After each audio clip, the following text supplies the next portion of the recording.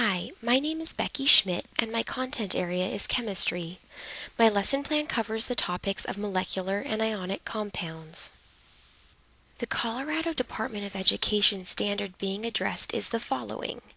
Students should be able to apply an understanding of atomic and molecular structure to explain the properties of matter and predict the outcomes of chemical and nuclear reactions.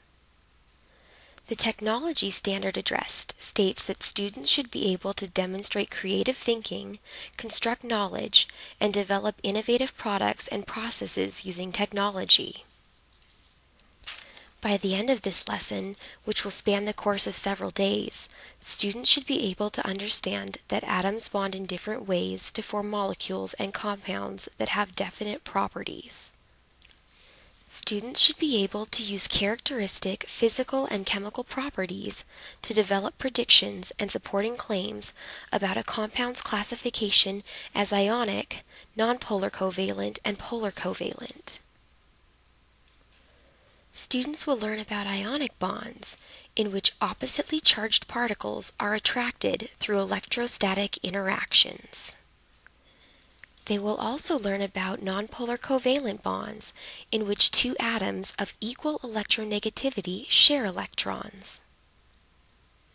And finally, the students will learn about polar covalent bonds, which occur when two atoms of different electronegativities share electrons. This phenomenon polarizes a chemical bond. Many portions of the lesson will be covered on the unit exam. However, after the activity, student understanding will be gauged through exit slips. The day's activity is called Creating Covalent Compounds. It should last for about 45 minutes. I will start by doing a demo in which I mix oil and water. I can ask the students if they know why the two samples do not combine, and will ask if they know about the differences between polar and nonpolar covalent compounds. The students will learn that the two compounds do not mix because water is polar and oil is nonpolar. Then I will tell them that we are going to learn about both types of molecules, build molecules in groups using 3D model kits, and then build some individually using ChemDraw, a computer program. For the direct instruction portion of the lesson, I will start by playing a video. The video will discuss the nature of polar and nonpolar covalent molecules, and it will highlight differences between them. Next, I will model what the students need to learn.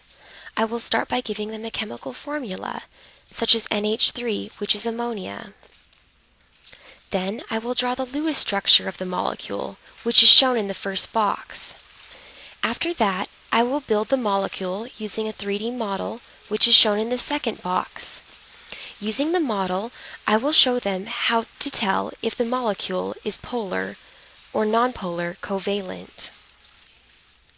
To check for understanding, I will allow the students to practice what I just showed them in groups. For the guided practice portion of the lesson, I will give students a chemical formula. Individually, they will draw out a Lewis structure and build a three-dimensional model on the computer program ChemDraw. After that, they will label whether the molecule is polar or nonpolar.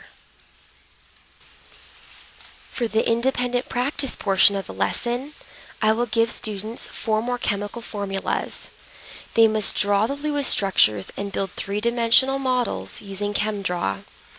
They must identify the nature of each molecule. I will walk around, guide them, and answer any questions. If they do not finish during the activity, they must complete it for homework. They should print out the page containing their Lewis structures and three-dimensional models. For the conclusion, I will close by stating that we have just learned about the nature and types of molecular compounds, polar and nonpolar.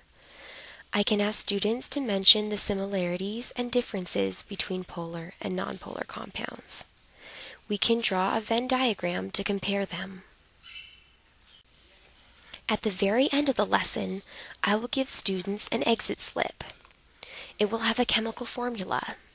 They will need to draw the Lewis structure for the molecule as well as the three-dimensional structure. After they are done, they can turn the exit slip in and leave.